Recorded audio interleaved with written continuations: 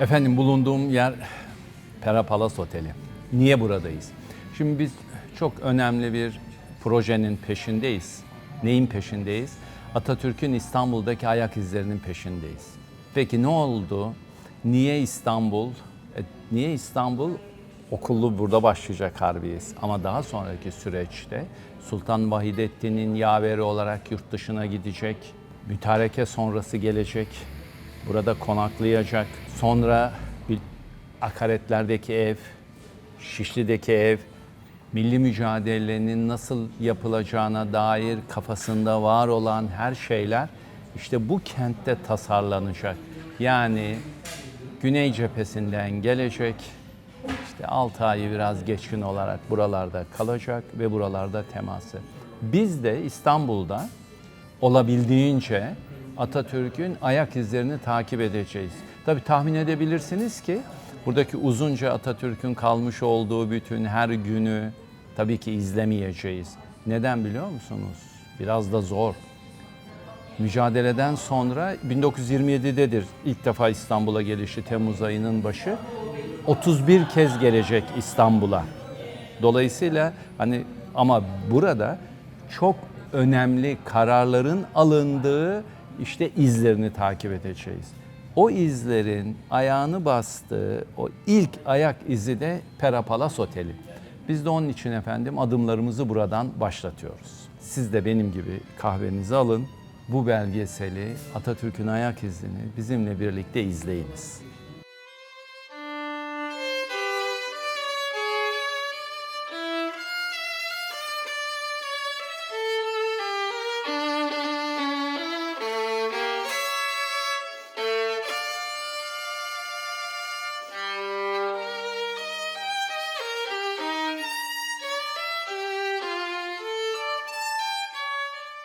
Birinci Dünya Savaşı'nın bitişi 30 Ekim 1918 Mondros Mütarekesi'nin imzalanmasıyla sonuçlandırılmış oldu.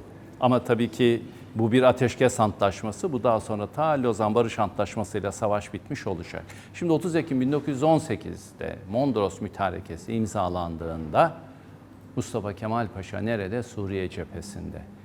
Orada Yıldırım orduları, daha önce Cemal Paşa 4. Ordu kumandanı olarak o bölgede. Mustafa Kemal Paşa sonuçta geldi Şam, Halep, Adana, Adana'dan tren İstanbul. Haydarpaşa tren garı indi. O gün tesadüf 13 Kasım. Düşman donanması da Boğaz'a yerleşmekte işgalciler. 55 parça donanma. Daha sonra bu biraz daha küçük gemilerle falan artacak. Kartal İstimbotuyla Mustafa Kemal Paşa karşıya geçecek. Yanında kim var? Başyaver Cevat Abbas. Cevat Abbas Gürer olacak soyadı sonra. Kartal İstimbotu ne oldu? Düşman donanması yerleşmekte olduğundan tabii ki İstimbot hareket edemedi. 3,5 saat bekleyecekler. Orada ünlü bir konuşma vardır. Hani ilkokul kitapları 1. sınıftan itibaren belleklerimize yerleşti. Cevat Abbas böyle yeis içinde çok da canı sıkkın bakıyor ediyor ve sonuçta paşam ne olacak bu hal deyince o ünlü cümleyi söyler. Geldikleri gibi giderler. Bak burada bir şey dikkatimizi çekiyor. Konuşmanın fiilin bitişi. Giderler şeklinde, gidecekler şeklinde bitmiyor. Neden biliyor musunuz? Çünkü gidecekler şeklinde cümleleri bitirenler ancak falcılardır. Kız anaları iyi bilir. Hani kızım kime kısmet olacak diye analar falcı dolaşır ya. Onlar da her seferinde işte öyle olacak, böyle olacak. Peki niçin giderler diye bitiyor? Çünkü o bir strateji ustası. Yani şunu söylüyor Cevat Abbas'a. Biz gereğini yaparsak onlar geldikleri gibi giderler. Sonuç 3,5 saat sonra İstimbot geldi karşıya Galata'ya. Ondan sonra tahsis edilen araçla işte bu otele geldi. Bu otel ne? Pera Palace Oteli. Yapım tarihi 1892. O dönem İstanbul'un en modern, en gösterişli oteli burası. Geldi. Peki daha önce Mustafa Kemal Paşa burasını biliyor mu? Bilmez olur mu? Gayet tabii ki biliyor. Niye biliyor? Harbiye'de öğrenciydi. Hem Harbiye'de öğrenci, sonra akademiyi de burada bitirecek. Sonra bitirdikten sonra buradan sürgüne gidecek, ayrı bir şey. Başka 1909, 31 Mart'tan sonra gelecekler buraya. Dolayısıyla oteli bilen birisi, subay olduğu dönemde, öğrenci olduğu dönemde bu otele gelip gittiğini bilmiyoruz. Muhtemeldir gelip gidememişler çünkü burası pahalıydı. Onların şimdi gittiği bazı yerler var, o noktalara gideceğiz. Öğrenci bütçesiyle gidebildikleri yerlere gideceğiz. Sonra geldi, buraya yerleşti. İşte yukarıda 101 numaralı oda var. Efendim o ünlü oda. Şu görmüş olduğumuz kapıdan, bu merdivenlerden onlarca kişi giriyor. Kim onlar? İşgal kuvvetlerinin subayları. İngiliz'i, Fransız'ı, İtalyan'ı. Sonuçta o dönem işte burası özellikle işgal güçlerinin subayları tarafından, tırnak içinde kullanayım hadi ifadeyi, işgal edilmiş olan bir otel ve Mustafa Kemal Paşa bir Osmanlı generali, o da burada.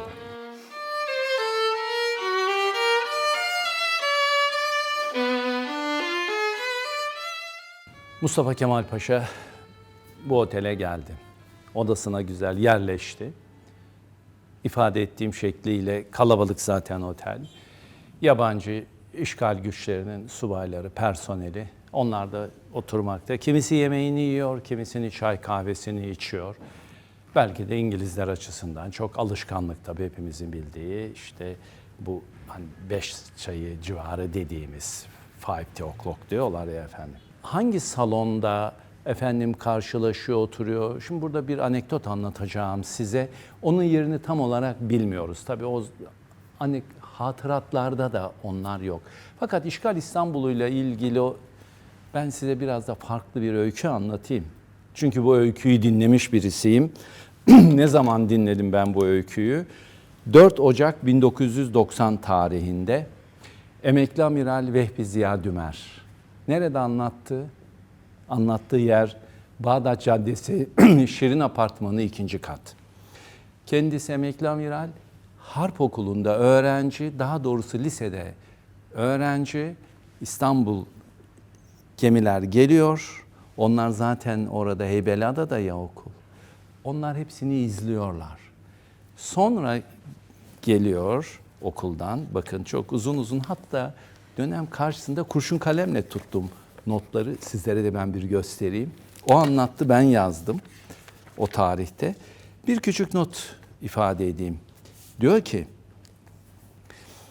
geldim, indim vapurdan. Bütün herkesin yüzleri asık, herkes yeis içinde, sonuçta kara bir gün. Sarp zırhlısının rıhtımda olduğunu gördüm. Galata Kulesi de işgal edilmişti. Varda bandıralar da vardı. Bu Saborp, bu semaforla diyor Galata Kulesi ile konuşuyordu. O dönem tabii semafor dediğimiz ne Bahriye'de? O bayraklar. Onlarla iletişim kuruyorlar. Harbiye Mektebi'nin de diyor işgalini gördüm. Gerçi sonra işgal etmeyecekler. Oranın komutanı çok aklı başında bir konuşma yapacak. Burada silah falan yok. Bakın çocuk yaşında öğrencileri burada işte eğitim görüyorlar falan diyecek. İşgal güçleri gelenler de buna inanacaklar. Orası işgal edilmeyecek. Bakın ne anlatmış bana. Halkın ağzını bıçak açmıyordu. Ama sokaklarda şöyle bir şey varmış. Yazılar varmış sokaklarda. Yazı şu: işgal geçicidir. Herkes işine devam etsin. Bunlar duvarlara asılıymış. Bakın bir taraftan işgal var ama halk da öte yandan motivasyonu yüksek ve çocuk yaşında Vehbi Ziya Dümer bunu yaşıyor. İşgal gemileri diyor Bozburun'dan İzmit'e geçtiler, sonra İstanbul'a geldiler. İlk margarin de işgalle geldi. Yani o güne kadar margarin de bilinmiyor. Sultanahmet Camii avlusunda sergiler açıldı. Orada diyor çay gördük. Romanya'dan un geldi, beyaz ekmek satılmaya başladı.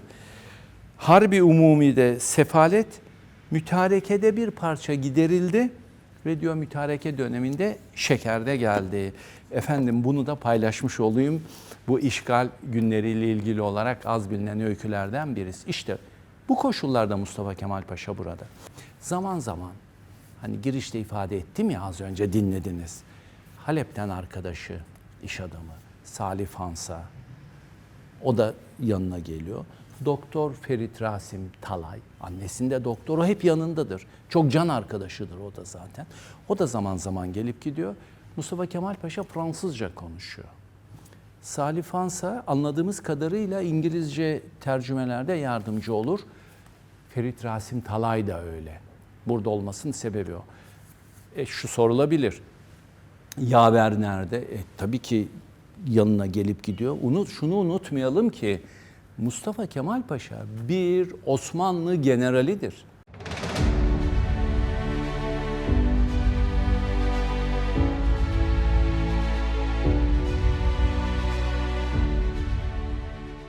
Efendim şimdi içeride o günün öğrencisi Vehbi Ziya, öğrenci Vehbi Ziya'dan ya da daha sonra tabii Vehbi Ziya Dümer emekli amiral. Onun işgal anındaki o çocuk gözüyle, öğrenci gözüyle hikayesini anlattık. Şimdi yeniden buraya Mustafa Kemal'e geri dönelim. Paşa yukarıda. Sonra hiç kuşkusuz ki işte soluklandı, etti. Sonra indi aşağıdaki salona. Buraya gelmiş olduğunu varsayalım. Kimler? İşte tıklım tıklım dedim ya, işgal güçlerinin subayları da burada. Çay kahvesini içiyor ve elinde çay fincanı. Öyle olmuş olsun. Gerçi kahve tutkunu. Hatta kahvesi için bir şey söyleyeyim size, anekdotlar diyor ki bazen günde 15 ile 45 fincan arası kahvesi oluyor bazen. Kimi zaman içmeyi unutuyormuş. Bundan işte öyle bir şey. Sonuçta burada da diyelim ki elinde çay fincanı olmuş olsun. Sonra o masaların birisinde oturanlar, aralarında muhtemeldir bir de general vardır diye düşünüyoruz. Çünkü tam bilmiyoruz. Şimdi söyleyeceğim tam bilmiyoruz meselesini, neden karıştı işler. Garsonu davet ettiler. Dediler ki burada general kim? O da onları anlattı, muhtemeldir dedi ki Gelibolu kahramanı bu Mustafa Kemal Paşa. Tabii İngilizler o kadar iyi tanıyorlar ki Mustafa Kemal'i, Gelibolu kara muharebelerinden. Masamıza davet ediyoruz deyince Mustafa Kemal Paşa garson durumu ona arz etti. O da geri döndü, şunu söyledi. Bizim geleneklerimize göre dedi, onlar misafir, ben ev sahibiyim. Ev sahibi misafirin masasına gitmez. Misafir ev sahibinin masasına gelir. Dolayısıyla ben dedi kendilerini buraya davet ediyorum. Sonuç, Mustafa Kemal oraya gitmedi, onlar da buraya gelmedi. Ama bu konuşma, bakın bu tümce aslında bize şunu anlatıyor. Mustafa Kemal daha o masada otururken şunu düşünmüş. Bir gün gidecekler. Yani onlar konuk ve kendilerine onu söylüyor. Siz misafirsiniz ve bir gün gideceksiniz. Tabii o günün ne olduğu bilemiyoruz şu an için. Şimdi bu farklı versiyonlarda anlatılır, ifade edeceğim. Abdurrahim Tuncok evlatlığı 6 yaşında Akaretler'de 76 numaralı eve Mustafa Kemal bazen gidip geliyor annesiyle kız kardeşinin olduğu ev. O evin hikayesini onun önünde anlatacağım ben size. O çocuk Abdurrahim'in kulağında kalmış. Mustafa Kemal Paşa bunu anlatmış, evde anlatmış bunu. Ama burada bir isim falan vermiyor. Şimdi ben size söyleyeceğim, orada 2 tane isim hep birbirine çok karıştırıldı. Birisi General Birdwood, Williams Birdwood. Efendim öteki Harrington. Onlarla karşılaşmalar falan anlatılıyor. Mustafa Kemal işte karşılaştı, konuştu. O kısımları doğru değil. Şimdi biraz sonra onların da ayrıntılarını anlatacağım. Gelin o zaman biz şuradaki konuşmayı bir sonlandırmış olalım. Bu salon böylece sonlanmış olsun. Ama bildiğimiz bir şey var. Mustafa Kemal Paşa burada gördüğü bu kalabalıklardan, bunlardan son derece rahatsız. Burası da bir gerçek. Ama başka önemli de bir yan var. Artık Mustafa Kemal Paşa'nın varlığı, işgal güçlerinin kumandan kurmayları arasında karargahta da tahmin edebiliriz ki artık çok konuşulmaya başlandı. Tabii ki aynı şey saray içinde geçerli.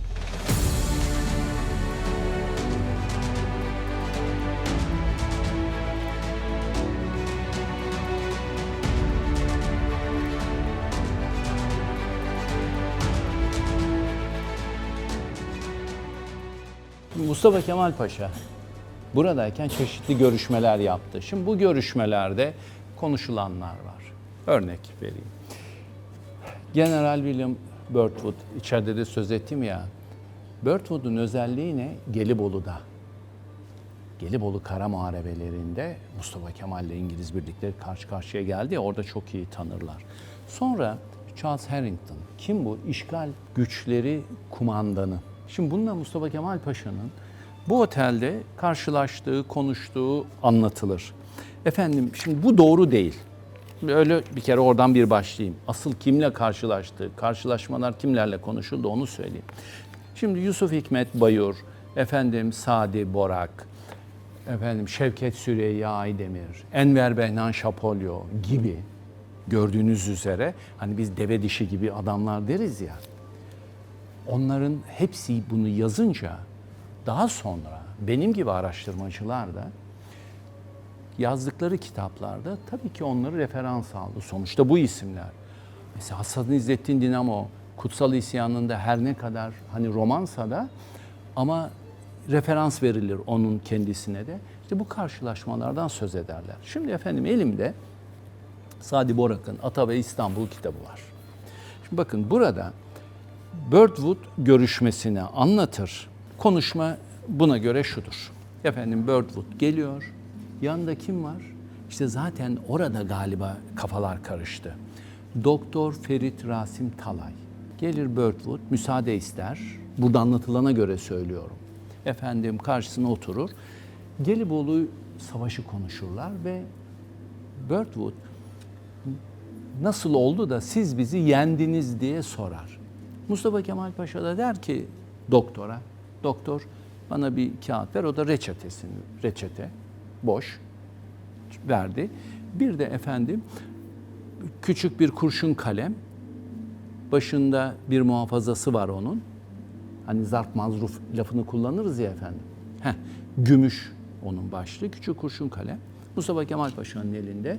Der ki efendim sizin birlikleriniz neredeydi? İşte bizim birliklerimiz neredeydi? Bunlar konuşuluyor, ediliyor. Sonuçta öyle bir neticeye varıldı ki verilen mesele şöyle bir şey oldu. Efendim Anzak birlikleri işte yorgunluk, susuzluk bununla başa çıkamıyorlar. Sonuçta yeniliyor. Şimdi bu çok tehlikeli bir cümle. Niye çok tehlikeli bir cümle söyleyeyim? Yani şöyle bir hale geldi. Mustafa Kemal efendim hiçbir şey yapmamış, askeri olarak söylüyorum. Kumandan olarak ifade ediyorum. Ne olmuş? Anzakları yenmesinin sebebi ya da Anzakların yenilmesinin sebebi, İngilizlerin orada yenilmesinin sebebi susuzluk ve yorgunlukmuş. Bu son derece istismar edilecek olan bir konu. Ayrıca şimdi ifade edeyim. General Birdwood'la burada bir görüşme, karşılaşma hiçbir zaman olmadı. Sebebini söyleyeyim. General Birdwood İstanbul'a ilk kez 1935 yılında gelmiştir. Sonra ikinci olarak da 1936 yılında gelecek. Bunu Birdwood'un kendisi anlatıyor zaten. Şimdi gelelim ikinci görüşmeye.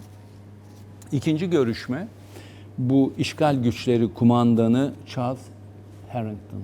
Mustafa Kemal'in burada onunla karşılaştığı, efendim işte konuştuğu falan ifade edilir. Şimdi bu da doğru değil. Sebebini söyleyeyim. Niye biliyor musunuz? Çünkü General Harrington İstanbul İşgal Güçleri Komutanı olarak İstanbul'a geldiği tarih 8 Kasım 1920'dir. Mustafa Kemal 16 Mayıs 1919'da İstanbul'dan ayrılmış. Harrington'la Mustafa Kemal karşılaşmadılar. Ama demin dedim ya çeşitli kaynaklarda bunların karşılaştıkları ifade edilir. Diyeceksiniz ki biz bu Birdwood'la karşılaşmadığını ne zaman fark ettik? Hani kimin çalışması hakkında teslim etmemiz gerekir. Tabii bizim bu yanlışlıklarda efendim bizi uyaranları, edenleri biz bunları Sermet Atacan 2006 yılında yayınlanmış, yazmış olduğu araştırmasından sonra fark ettik. Şimdi efendim bunlar olur mu? Olur. İşte son dönemde yapılan artık akademik çalışmalarda bunlar ortaya çıktı. Bu işler böyle olur. Hiçbir zararı yok, olsun. Ama şimdi biz bunları öğrenmiş oluyoruz. Hiç olmasa bu belgesel vasıtasıyla Atatürk'ün ayak izlerini takip ettiğimiz bu çalışma nedeniyle bunu da kendimize bir vasıta kılalım. O kılmış olduğumuz vasıtayla birlikte de efendim bunu sizlerle paylaşmış olayım. Ama şimdi burada Mustafa Kemal Paşa'nın burada görüşmeleri var.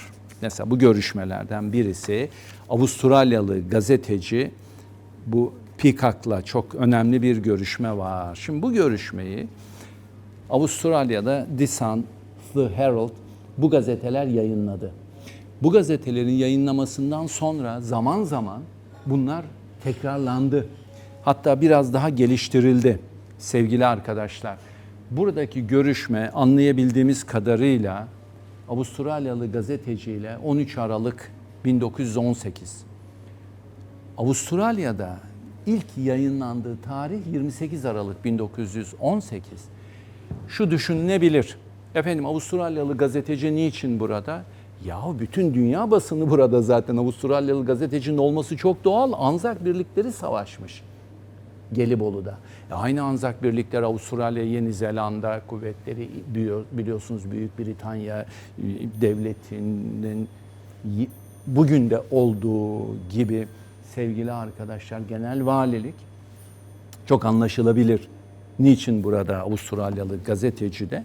Peki buradaki röportajı Avustralya'ya nasıl gönderdi diye merak etmez miyiz? Ederiz. Telgrafla Londra'ya bildirdi görüşmeyi sevgili arkadaşlar. Londra'dan Avustralya'ya geçildi. Buradaki röportaj çözümü yapıldı. Özet olarak nedir derseniz. Özet olarak efendim şu. Bakın bu sadece efendim sordu gazeteci ona buradaki hani savaş hakkındaki düşünceniz nedir? Ben özetliyorum. Sadece deniz yoluyla boğazın geçilme düşüncesi güçlü ve iyi bir temele sahip. Ancak boğazı geçme denemesindeki düşüncenin diyor başarısızlığa uğrama sebebi bunun karadan desteklenmemiş olmasıdır. Ve güzel analiz yapıyor bir kurmay subayı olarak. Zaten biliyorsunuz bir komutan olarak bir dahi bu adam. Öyle kabul ediliyor. Bunu yalnızca biz söylemiyoruz ama bu arada da şunu ifade edeyim. Efendim ta 1934 yılında Mark Twain Vakıf Enstitü bir mektup yazdığında dedi ki Mustafa Kemal Atatürk'e biz sizi dedi Büyük İskender, Julius Caesarus, Napolyon Bonaparte'la mukayese etmekteyiz. Yani askeri strateji deha olarak. Ya komutan olarak en az 200 kişi sayarız ayrı bir şey. Bunu işte bu analizi yapmasının sebebi odur. Bunun ardından Peacock Mustafa Kemal Paşa'nın Anzakların çok cesur olduğunu, kahraman olduklarını ama orada çok büyük bir hatanın da şu olduğunu söylüyor. Anzaklar çok geniş bir alanı fethetmeye, çok geniş bir alanda harekat yapmaya çalıştıkları için başaramadılar diyor. Fakat haklarını teslim eder. Anzakların çok kahraman olduğunu, yürekli olduklarını söyler. Bu çok doğrudur. Sebebini söyleyeyim. Ben 1995-96 yıllarında Avustralya'da yaşadım. Doktora çalışmamı da orada yaptım. Hem orada SBS Devlet Radyosu'nda da yorumcu olarak da çalıştım. Büyük bir şansla. Efendim Turkish Sport and Australian gazetesinde de köşe yazarlığı da yaptım. Çok büyük bir tesadüf ve şans. Oradaki arşivlere, kitaplara baktığım zaman da gördüm ki mektupları da okuduğunuz zaman görürsünüz ki son derece kahramanlar Anzaklar o küçücük yaşlarına rağmen. Anımsayınız Şükrü Kaya'ya o ünlü mektubu hani metni yazdırdı. Analar gözyaşlarınızı dindirin evlatlarınız bu topraklarda bizim çocuklarımız da Mehmetçiklerle koyun koyuna yatıyorlar. Onlar artık bizim evlatlarımız olmuşlardır deyip o ünlü konuşmayı yaptırttı.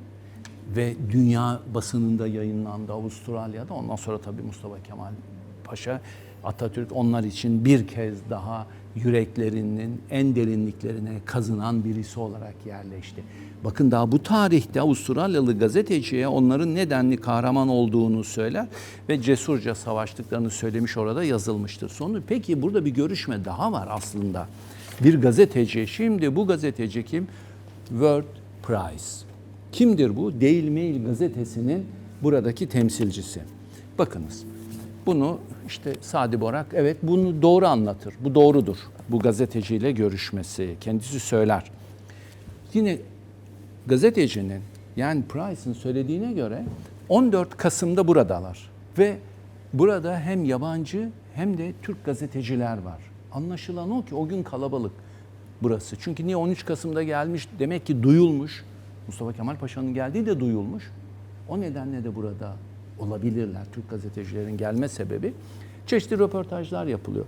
Price'ın kendi ifadesiyle Perşembe günü olacak görüşme. O aynen öyle söylüyor. Bak şöyle diyor. İstanbul'a ilk kez 1918 yılında gelmiştim. Bir Türk generalinin benimle görüşmek istediğini söylediler. Yani Mustafa Kemal Paşa teklif etmiş. Adını sordum, Mustafa Kemal dediler. O zamanlar Mustafa Kemal adını belirsiz bir şekilde işitmiştim. Daveti memnunlukla kabul ettim. Mustafa Kemal düşünceli ve karamsardı. Bana memleketin halinden söz etti ve her 2-3 tümceden biri bu böyle olmaz. Vatanı baştan başa değiştirmek lazım, yenileştirmek lazım diyordu. O zamanlar doğrusu diyor bu laflara çok dikkat etmemiştim, çok da ehemmiyet vermemiştim. Mesleğimin her zaman hatırlayacağım büyük bir hatası. Bu emsalsiz dehayı o zaman keşfedememiş olmaklığımdır. Uzun sözün kısası. Mustafa Kemal'in ta Suriye cephesindeyken gönderdiği raporlar var. O raporlara baktığımızda zaten kafada belli bir düşüncenin oluşmuş olduğunu görüyoruz. Ama bir de şunu da unutmayalım ki anımsatmak isterim. 1927 yılında Büyük Söylevini okudu ya Ekim'de. Orada bir cümle var. Diyor ki Anadolu'ya geçerken bunu vicdanımda milli bir sır olarak sakladım. Bir cümle var orada. Bana göre Söylevin en kritik tümcelerinden birisidir bu. Çünkü yıllar yılı 25 yılın üzerinde bu dersleri anlatan bir hoca olarak söylüyorum. O da şudur. Milli bir sır nedir diyorsanız o da şudur. Cumhuriyet fikri. Cumhuriyet fikri. Onun için demek ki buradaki bu görüşmelere baktığımızda efendim görmüş olduğumuz tanıklık bizim de şu bugün için tanıklık edebileceğimiz ayak izlerini takip ettiğimizde o ayak izlerini basıp işte şöyle ekranlara taşıyacağımız, taşımaya çalıştığımız benim anekdotlardan bir iki küçük bölüm